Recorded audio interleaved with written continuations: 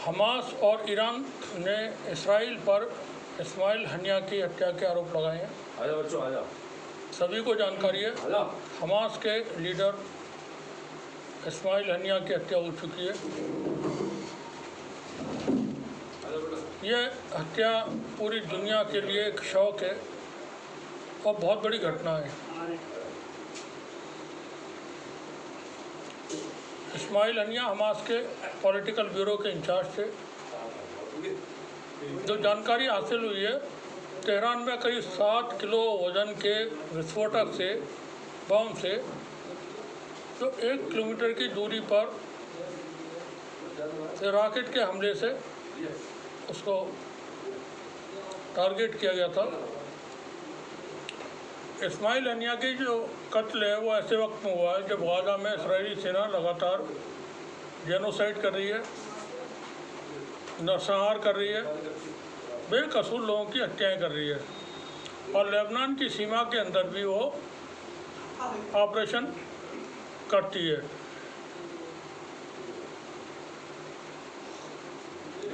इस हत्या के बाद, इस्माइल हनिया की हत्या के बाद मिडिल ईस्ट में एक बड़ी जंग का सीन तैयार है। बिसात बिछाई जा रही है। शतरंज पे जो मोहरे हैं वो अपनी चालें चल रहे हैं।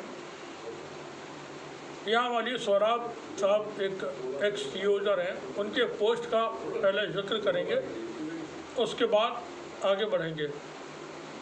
अली सोहराब ने एक पोस्ट की हुई है, वो लिखते हैं शाह फैसल बिन अब्दुल अजीज़ जुल्फ़िकार अली भुट्टो की पाकिस्तान में बुलाई इस्लामिक कॉन्फ्रेंस का हिस्सा थे। उस कॉन्फ्रेंस में हिस्सा लेने वाले तकरीबन सभी मुस्लिम सरबराहों को मार दिया गया।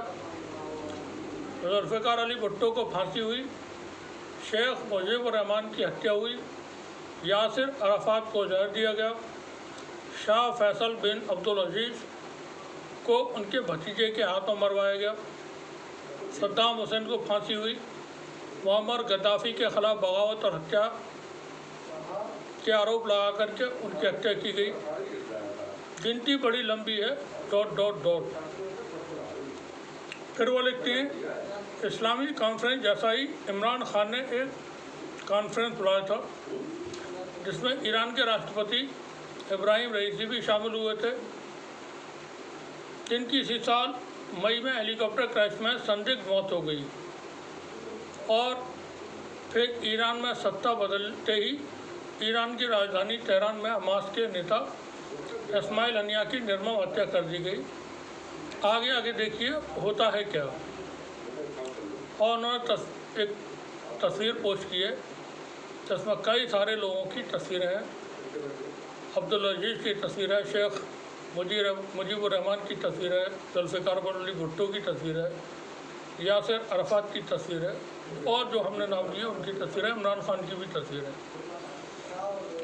इमरान खान, तैयब अर्दगान तुर्की के राष्ट्रपति और मलेशिया के प्रधानमंत्री, इन लोगों ने मिलकर के इस्लामिक देशों की कॉन्फ्रेंस बुलाई थी मलेशिया के अंदर, जिसमें तय हुआ था कि दुनिया का सबसे बड़ा मीडिया हाउस कायम करेंगे। दुनिया के तमाम देशों में उसके केंद्र होंगे। मुस्लिम देशों की अपनी एक साझा करेंसी होगी और कई सारे इश्यूज थे। मलेशिया में एक कॉन्फ्रेंस थी मगर इमरान खान उसमें नहीं जा सके थे। सऊदी अरब के क्राउन प्रिंस मोहम्मद बिन सलमान ने इमरान खान को बाकायदा धमकी दी थी उस वक्त, और इसका जिक्र फिर बाद में तुर्की के राष्ट्रपति तैयब अर्दगान ने किया था कि इमरान खान मलेशिया कॉन्फ्रेंस में इसलिए नहीं जा सके कि मोहम्मद बिन सलमान ने इमरान खान को धमकी दी थी कि जितने भी पाकिस्तानी सऊदी अरब में काम करते हैं वो 24 घंटे के अंदर पाकिस्तान वापस भेज दिए जाएंगे। जो हम ये समझते हैं कि मुस्लिम देश सब एक हैं, सब में आपस में बड़ी एकता है, ऐसा होता नहीं है नहीं।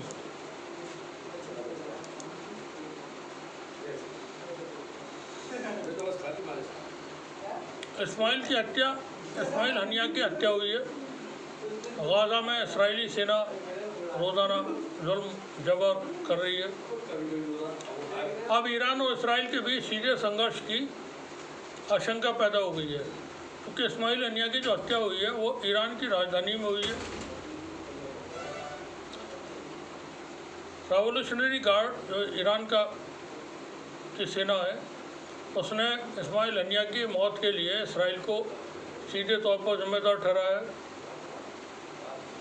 साथ ही इसमें अमेरिकी भागीदारी का भी उन्होंने जिक्र किया है।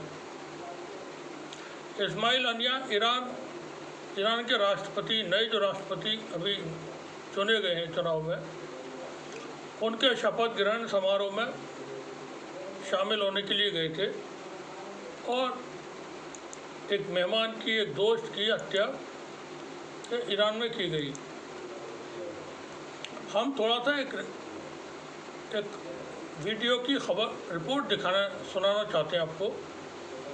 ये अमर उजाला से है। अमर उजाला ने उसका शीर्षक लगाया है, इसराइल ईरान वॉर, क्या मोसाद के भारतीय जासूस ने हनिया को मारा। तो थोड़ा सा सुन लें आप, उसके बाद फिर और आगे बढ़ते हैं। एक हवाई हमले में मारा गया, लेकिन बाद में जो जानकारी सामने आई उससे पता चला कि हमास चीफ को मारने के लिए इजराइल ने बहुत पहले से प्लानिंग बनाई थी। ईरान के अंदर मौजूद एजेंट ने भी हानिया का काम तमाम किया था। इसे इजरायली खुफिया एजेंसी मोसाद का काम माना जा रहा था, लेकिन तुर्की की मीडिया में इस एजेंट के नाम ने सस्पेंस को बढ़ा दिया है। तुर्की मीडिया ने बताया कि हानिया की हत्या अमित नाकेश नाम के एक संदिग्ध एजेंट ने की थी। नागेश नाम के एक संदिग्ध एजेंट ने की है, जो भारतीय मूल का है। वहीं इजरायली जासूस का ये कथित नाम पहली नजर में भारतीय जैसा लग रहा है, जिसके बाद इसकी चर्चा तेज हो गई कि हानिया की हत्या मोसाद के भारतीय इजरायली एजेंट का इस्तेमाल किया है।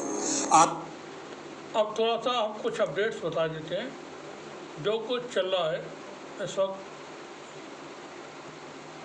मिडिल ईस्ट में। मिडिल ईस्ट के अंदर पूरा मैदान सजा हुआ है जंग का।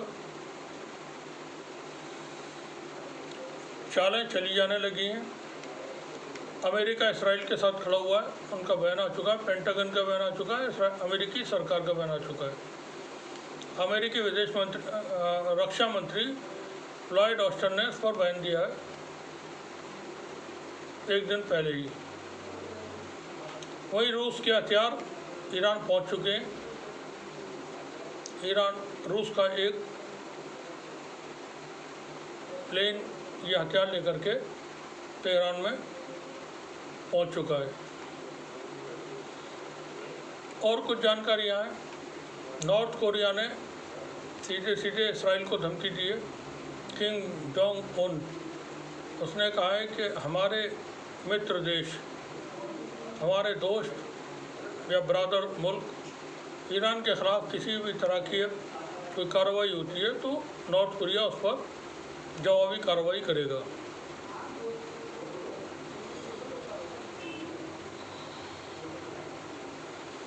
दुनिया में इस वक्त पैनिक है। अमेरिका पूरी तरह से इसराइल के साथ खड़ा हुआ है, उसकी मजबूरी भी है।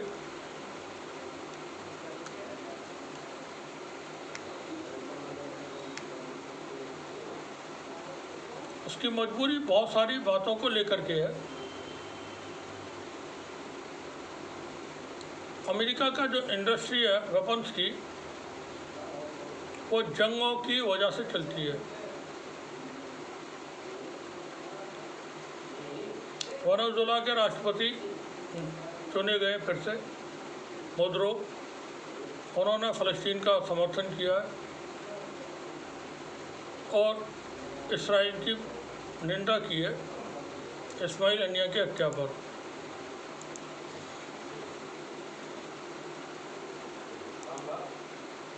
इस बीच एक और ख़बर है, यह खबर बीबीसी से है जो हम आपको बता देना चाहते हैं। इसराइल ने हमास के एक और लीडर को मारने की, हत्या करने की बात कही है कि हमने इसकी हत्या कर दी है। बीबीसी से जो खबर पब्लिश हुई है, इसराइल के ड्रोन हमले में एक और हमास नेता की मौत। तफसील हम आपको बताते हैं यहाँ पर। फ़लस्तीन के चिकित्सा विभाग ने जानकारी दी है कि वेस्ट बैंक के एक इलाके में इसराइल के ड्रोन हमले में एक स्थानीय हमास नेता सहित 5 लोग मारे गए। इसराइली सेना ने इस हमले को लेकर के कहा है कि उनका लक्ष्य तुक्रम शहर के नज़दीक स्थित एक अड्डा था। इसराइली सेना ने बताया कि उन्हें एक वाहन पर हमला किया जिसमें 5 बंदूकधारी सवार थे और वे इसराइल पर हमला करने जा रहे थे। फ़लस्तीनी मीडिया के मुताबिक इसराइल हमले में मारे गए हमास नेता का नाम हातम बलीदी बताया गया है। वे हमास की सैन्य शाखा इज़्ज़ाजुद्दीन अल-कस्साम ब्रिगेड के एक स्थानीय कमांडर थे।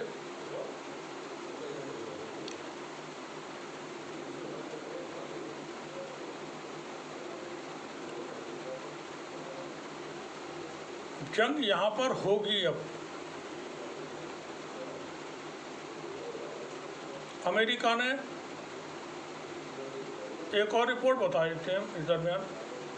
अमेरिका ने कहा है कि ईरान उसके सहयोगियों के हमले से इसराइल की रक्षा के लिए अमेरिका मध्य पूर्व में अतिरिक्त जंगी बेड़े और लड़ाकू विमानों को तैनात करेगा। ईरान में हमास के शीर्ष नेता इस्माइल हनिया और लेबनान में हिजबुल्लाह के कमांडर के मारे जाने के बाद क्षेत्र में काफ़ी तनाव है। पेंटागन ने कहा है कि मिसाइल डिफेंस सिस्टम को तैयार रखा गया है। पेंटागन ने कहा कि इसराइल की रक्षा करने की उसकी प्रतिबद्धता दृढ़ है। इस्माइल हनिया की हत्या के बाद ईरान के सुप्रीम नेता आयतुल्लाह खमैनी ने इसराइल को सबक सिखाने की कसम खाई है और 3 दिन की राष्ट्रीय शोक की घोषणा की है।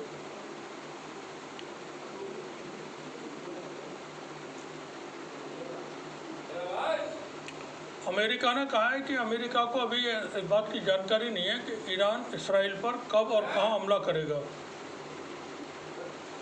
वहीं तेहरान ने मीडिएशन की जो कोशिश कर रहे थे उन लोगों को रिजेक्ट कर दिया।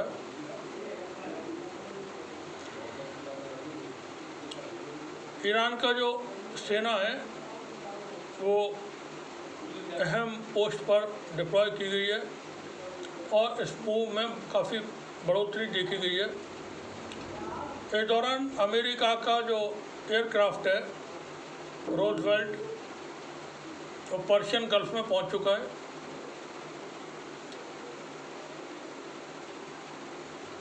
इंडियन ओशन से होते हुए वो पर्शियन गल्फ में पहुंचा है। एक खबर और भी है कि बाइडेन ने नेतन्याहू को कहा है कि वो ईरान के साथ सीधे जंग से बचे और जो पीस समझौता है उसको एक्सेप्ट करके इस जंग को ख़त्म कर दे। खबरें बहुत सारी सोशल मीडिया पे भी चल रही हैं।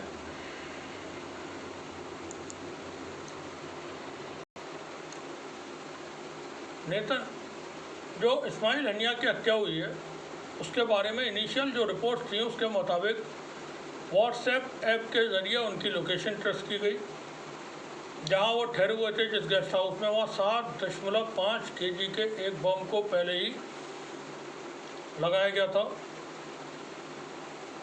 और उससे करीब 2 किलोमीटर की दूर पहाड़ी से फिर उसको ब्लास्ट किया गया जिससे इस्माइल हनिया की हत्या हुई।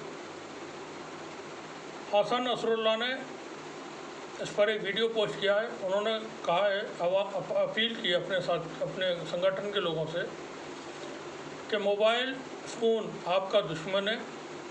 दुश्मन को आपके बारे में तमाम जानकारियां मोबाइल फ़ोन से मिल जाती है, इसलिए मोबाइल फ़ोन का इस्तेमाल न करें। रूस ने ब्लॉक कर दिया है गूगल को, iOS को और एंड्रॉयड को। जब से ये जानकारी मिली है वहाँ इजिप्ट और जॉर्डन ने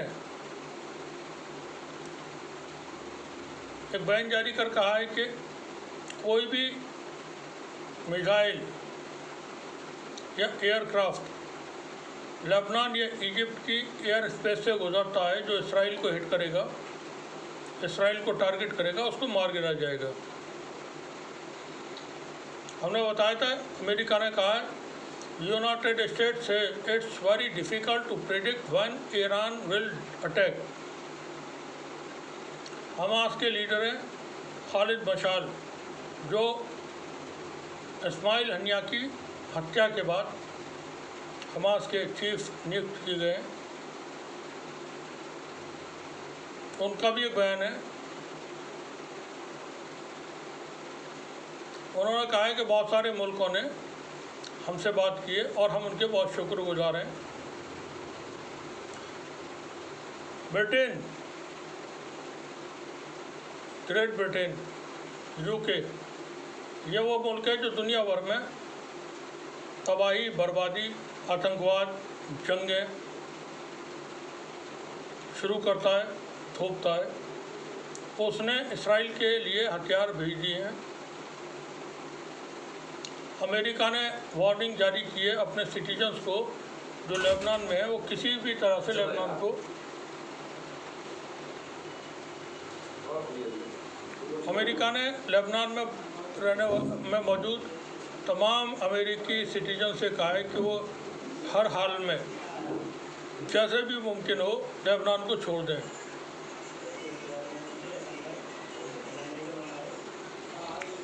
ईरान ने फिर से दोहराया है कि इसराइल ने इस्माइल हनिया की हत्या की है अमेरिकी मदद से।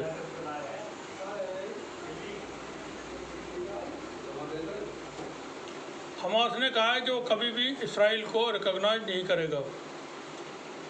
किम जोंग उन का हमने आपको बताया कि उसने बोला है कि वो ईरान पर होने वाले किसी भी हमले के दौरान ईरान के साथ है, ईरान की मदद करेगा और अपने ब्रादर मुल्क, अपने दोस्त मुल्क के साथ किसी भी तरह की, किसी भी मुल्क की हरकत को बर्दाश्त नहीं करेगा। इसराइली मोसाद ने ईरान के एजेंट्स को ख़रीदा था जिनके ज़रिए इस्माइल हनिया की हत्या की गई।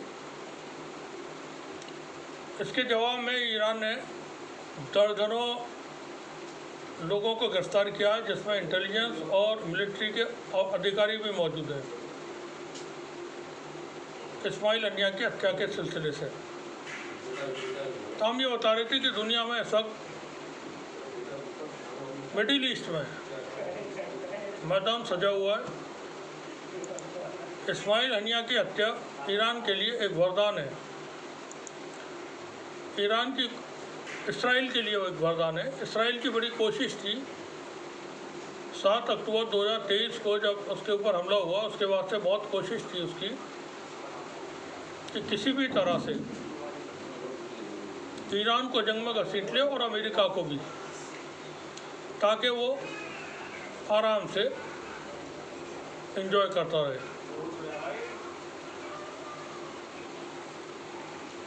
अब यहाँ पर यह उसकी मुराद पूरी होती हुई नज़र आ रही है कि अमेरिका और ईरान सीधे सीधे जंग में आपको देखने को मिल सकते हैं। कुवैत ने, कतर ने, तुर्की ने, ओमान और सऊदी अरब ने भी अपनी एयर स्पेस किसी भी दूसरे देश को इस्तेमाल करने के लिए पाबंदी लगा दी है, रोक लगा दी है। सऊदी अरब की तरफ से बयान है कि हम ईरान के साथ अपनी जो पॉलिटिकल चीज़ें हैं उसको मजबूत करेंगे, हम ईरान के साथ हैं।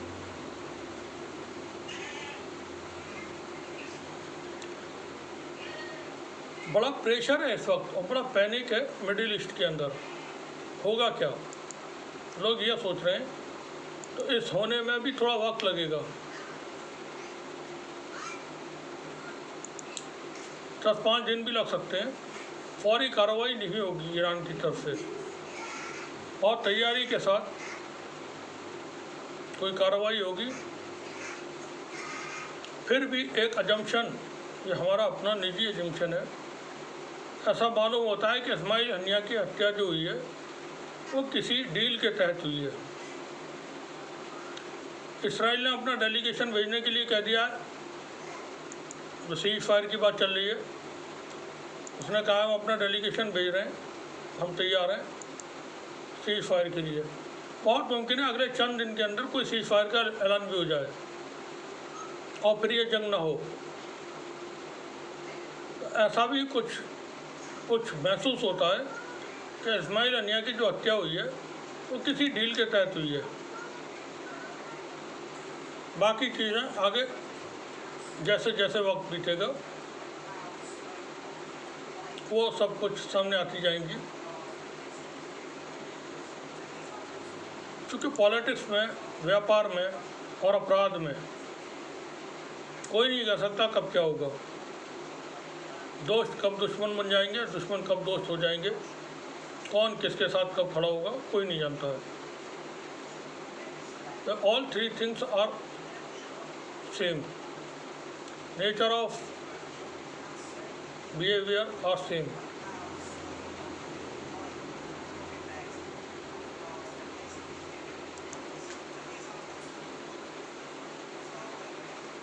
अमेरिका ने USS लिंकन को भी मिडिल ईस्ट में तैनात कर दिया है। उसके दर्जनों वॉरशिप इस वक्त मिडिल ईस्ट में तैनात है। जंग हो सकती है, इससे कोई इनकार नहीं कर सकता है, और ये भी हो सकता है कि आपस में पीस डील साइन हो जाए, क्योंकि जो इसराइल को दिखाना था वो उसे अपनी जनता में ये दिखाना था कि हमने कुछ हासिल कर लिया है जंग में, और वो अब ये कह सकता है इस्माइल हनिया के हत्या के बाद कि देखिए हमने इस्माइल हनिया को भी मार दिया और कई सारे और भी लोगों को हमने एलिमिनेट कर दिया है।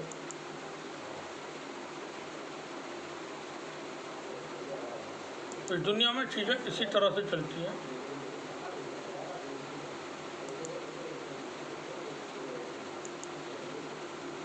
फिलहाल छोटी सी जानकारी ये कि जो जंग चल रही है 10 महीने से फ़लस्तीन के अंदर, उसमें तकरीबन 1.5 लाख लोग शहीद हो चुके हैं फ़लस्तीन के।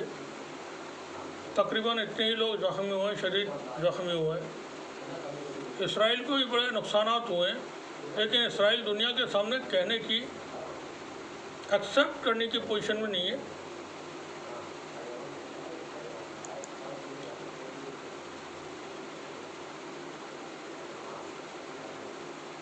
उसकी कोई साख बची नहीं है दुनिया में। जो था कि इसराइल बड़ा ताकतवर है, इसराइल पे हमला नहीं हो सकता, इसराइल का कोई कुछ नहीं कर सकता, हमास ने पकड़ के रगड़ दिया। और इसके बाद इसराइल मुँह छिपाने के लिए अब रास्ते तलाश कर रहा है, कोशिश कर रहा है कि वो कुछ इस तरह का एक्ट करे कि वो उसकी महसूस हो दुनिया को कि उसकी इज्जत सही बरकरार है। बरकरार है, ठीक है। आप आम लोगों को मार करके, उनकी हत्याएं करके अपनी वाहवाही करा सकते हैं। फिलहाल इस्माइल हनिया की हत्या में जो नाम आ रहा है वो भारतीय से मिलता जुलता है। हम ये नहीं कह रहे किसी भारतीय ने हत्या की है।